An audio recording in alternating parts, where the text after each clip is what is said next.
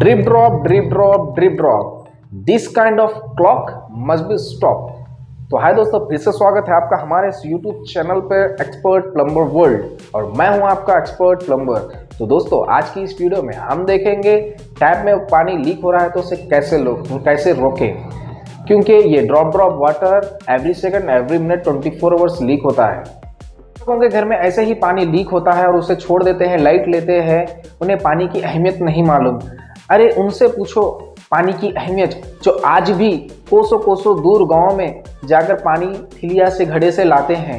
अरे क्या होगा यार, एक प्लम्बर को बुलाकर 200 से 300 रुपये देकर अपना टैप रिपेयर करवाने से।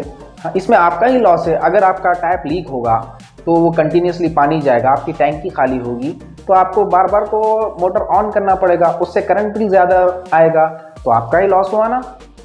दोस्तों, अगर अभी से आप पानी इस तरह से वेस्ट करना नहीं बंद करेंगे तो ऐसा एक दिन आ जाएगा आपको पेट्रोल से ज़्यादा महंगा पानी मिलेगा।